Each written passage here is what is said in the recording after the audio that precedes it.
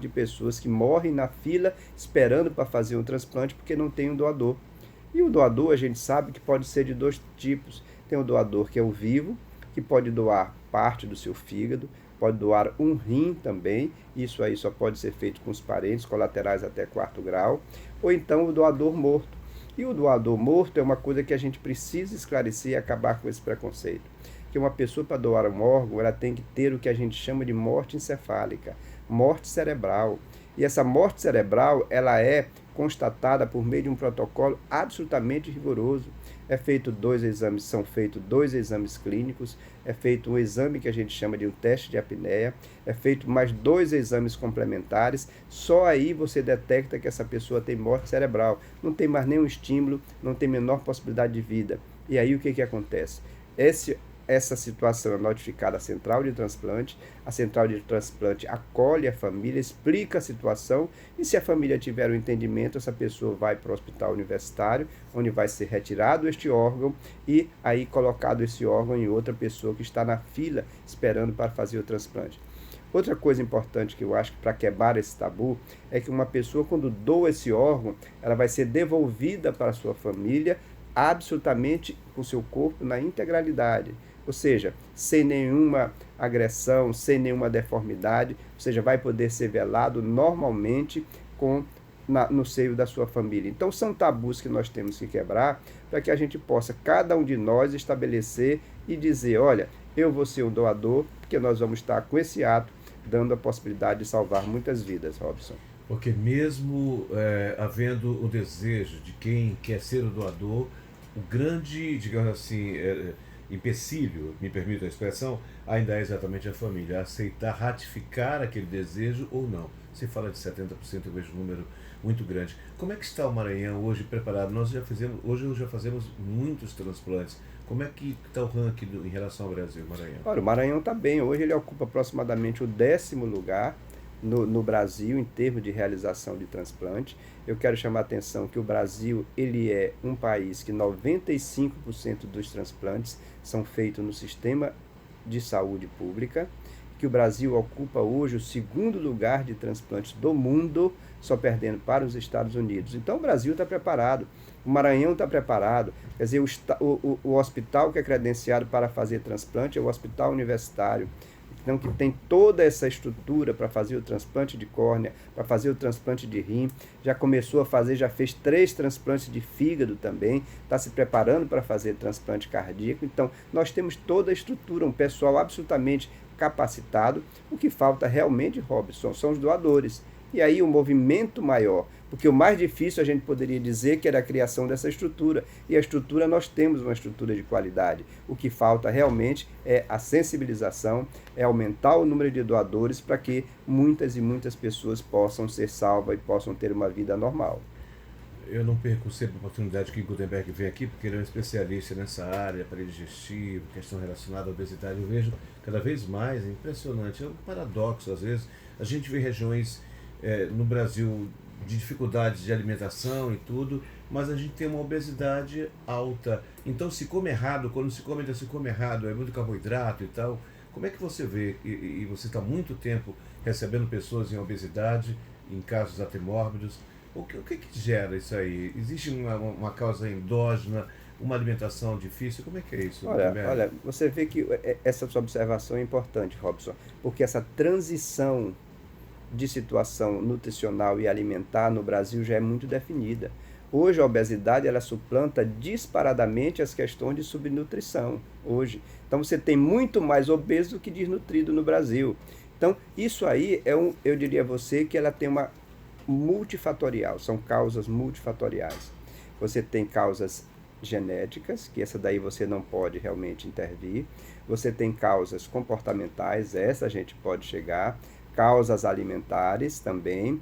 Você tem modos de vida, nós somos extremamente sedentários e nós temos uma sedução absurda da mídia no tocante à alimentação. Você pode olhar para qualquer lugar, você vai ver uma sedução com hambúrguer, você vai ver uma sedução com uma pizza, você vai ver uma sedução permanente. Então é preciso que? Preciso que todos nós estejamos atentos, que para que a gente não tenha a obesidade, é preciso que a gente A genética a gente não pode mexer, mas é preciso que a gente faça exercícios, a gente tenha uma alimentação saudável, sobretudo reduzindo tudo isso que você falou, principalmente carboidratos. É preciso que a gente consulte especialistas frequentemente, porque tem as questões hormonais também que são importantes. Então, Robson, toda doença que tem muitas causas, ela é de difícil tratamento. Então, por esse motivo que quando uma pessoa chega nessa situação, é preciso que ela procure uma equipe multidisciplinar para poder ajudá-la. Porque eu digo que a obesidade é uma doença traiçoeira, bandida mesmo, traiçoeira, porque ela chega de mansinho, ela vai aumentando gramas, gramas que você não percebe. Quando você espanta, você está obeso. Quando você espanta lá na frente, você já chega aquelas doenças associadas, que é a hipertensão, que é a diabetes, doença da respiração, doença das articulações. Então, quando você espanta, você já está com esse conglomerado de problemas, que aí culmina lá na frente, quando nada das opções, como tratamento clínico, conservador, remédio, não der certo, você vai ter que fazer uma cirurgia bariátrica, e a gente sabe que apesar dos magníficos resultados da cirurgia bariátrica, mas não tem opção que você não tenha algum grau de dificuldade, ou não tenha uma participação efetiva para manter esse peso ao longo da vida. Realmente isso é uma realidade muito preocupante, tanto é que a obesidade hoje é a grande epidemia do século. Eu acho muito interessante que o médico que está na minha frente, que é o especialista, chame atenção para isso, porque às vezes você dá a impressão, dá a intenção. Eu vejo pessoas, amigos, que fizeram e que depois voltaram a engordar. O que acontece? Por que acontece? Considerando que há uma redução lá do processo de absorção de nutrientes, isso é reduzido e mesmo assim as pessoas voltam a engordar. Por quê? Olha, porque quando nós analisamos a quantidade de pessoas que reganham peso, isso está numa faixa de 25% a 30%, é que a estatística mundial mostra esse reganho de peso. Você vai avaliar, Robson, o estômago ele é absolutamente normal. A cirurgia está perfeita. Por que acontece isso? Porque houve um deslize das pessoas. As pessoas começam a abusar de coisas que a cirurgia permite plenamente. Você reduz o estômago, ele fica muito pequeno. Se você comer muito, você vai ter dificuldade, você vai vomitar, mas se você ingerir quantidades muito pequenas, e se você ingerir líquidos calóricos, bebida alcoólica, milkshake, não sei o que, isso vai descer, que é uma maravilha. Então, não tem obstáculo para isso. Então, o que faltou? Faltou a conscientização e a participação das pessoas. O que eu digo quando está no pré-operatório para operar a cirurgia bariátrica? Nós vamos colocar dentro de você, de forma simbólica, um instrumento para você usar bem ou mal. Se você usar esse instrumento bem, você vai ter sucesso para o resto da vida. Se você usar esse instrumento mal, você vai voltar a engordar. E olha, para que você faça isso, é preciso que você tenha uma monitoração. E essa monitoração é no pós-operatório, os pacientes têm que ser vistos com regularidade pelo psicólogo, pelo nutricionista, para quê? Para na hora que flagrar algum desses deslizes, você ficar em cima dele controlando para que isso não aconteça. Porque assim não é razoável, e eu não consigo entender, como é que alguém faz um sacrifício imenso, como é que alguém se submete a uma cirurgia que é de alto risco e depois joga tudo a perder. Então, é preciso que 70% a 80% do sucesso é nosso, com a cirurgia, com o procedimento, mas 20% a 30% é responsabilidade de quem operou, porque se ele não mantiver uma vida saudável e não seguir as normas, ele tem grande possibilidade de voltar a engordar novamente. Eu estou na minha frente com alguém que já esteve à frente de secretaria já nos encontramos várias vezes, Sim, claro. na Secretaria de Saúde. Isso. E você tem quarto mandato de vereador. O que um vereador, daquilo que você já levou para dentro, logicamente que não dá para separar o médico do vereador, considerando que aquilo que é aprovado ali vai repercutir na saúde de toda uma população. O que você destacaria naquilo que já foi aprovado lá? Olha, nós temos um cuidado, a preocupação. Nós estudamos e trabalhamos com obesidade há 17 anos. Nós coordenamos o Serviço de Cirurgia Bariátrica do Hospital Universitário, que foi fundado em 2001. Então, nós temos uma equipe multidisciplinar, nós temos um estudo permanente, participações em congressos nacionais e internacionais. Então, assim, a gente tem esse cuidado. E como vereador, nós fizemos várias leis. Nós criamos a Semana Municipal da Obesidade, nós criamos o quê? A liberação dos pacientes obesos no acesso, sobretudo aos ônibus. Nós estamos fazendo uma lei agora que já está tramitando, que vai permitir a doação para esses pacientes que operam das vitaminas deles no pós-operatório, que é uma coisa muito importante. Às vezes as pessoas operam, mas eles não têm o dinheiro para fazer o remédio depois do pós-operatório, isso leva a desnutrição, leva a alguns problemas. Então nós temos esse cuidado todo com a obesidade, que a gente acha que ela é realmente uma grande epidemia, E mais, chamar a atenção por essa oportunidade brilhante aqui, Robson, que as pessoas morrem hoje no país de doenças crônicas não transmissíveis. As pessoas morrem no país hoje por problema do coração, por problemas derrames, por problemas renais, por câncer, e todos eles estão relacionados com a obesidade. Então nós temos que fazer esse controle.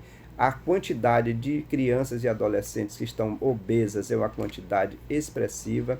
Essas crianças e adolescentes, pasmem, estão tendo doenças de adultos, doenças com colesterol elevado, triglicerídeo elevado, diabetes na criança, tudo isso por conta desse desregrar da alimentação.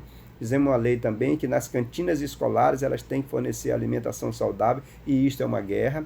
Vamos lutar para que seja reduzido os incentivos para, sobretudo para bebida alcoólica, para coisas que tenham muito açúcar, para tudo isso. Se você imaginar que o que você gasta com incentivo nesse país, só ver lá na Zona Franca de Manaus, o que se gasta em incentivo com alimentos com açúcar, nada contra esses alimentos com açúcar, mas a gente sabe que é um dos que contribui muito mais para o diabetes. Então, se esses incentivos fiscais todos fossem reduzidos e transformados isso em recursos para a saúde do Brasil seria muito melhor e a gente podia atuar de forma muito mais preventiva, Robson. Eu estou com o meu tempo estourado, eu queria que você deixasse então uma mensagem hoje no dia do doador, para pessoas que, famílias principalmente, que há doadores que estão nos ouvindo agora, que já fizeram, já declararam isso, né? Expressaram esse desejo, e para as famílias que Olha, a minha mensagem é a mensagem de que nós temos que ter amor ao próximo. Nós temos que ser solidários. É a única fórmula da gente conviver numa sociedade de forma digna. E que quando a gente perde um ente querido, não tem dor maior, eu reconheço isso. Mas você imagina a felicidade que é a gente fazer aquela pessoa que faleceu, ela poder viver na vida de outra pessoa. Imagine você encontrar com uma pessoa que recebeu um coração do parente seu, você saber que naquele peito está batendo um coração que era de uma pessoa querida sua. Então eu acho que esse sentimento de solidariedade, ela permite que a gente possa mais ser doador, quebrando esse tabu, que ninguém vai tirar órgão de quem tem a possibilidade de vida, e que nós temos que ser, para que a vida possa continuar de forma mais tranquila, nós temos que ser mais solidários. É a mensagem que eu deixo, é o pedido que eu faço para milhares e milhares de pessoas que estão nos ouvindo nesse momento, que esse dia de doação que é hoje, não seja só hoje, que todos os dias do ano a gente possa refletir e a gente possa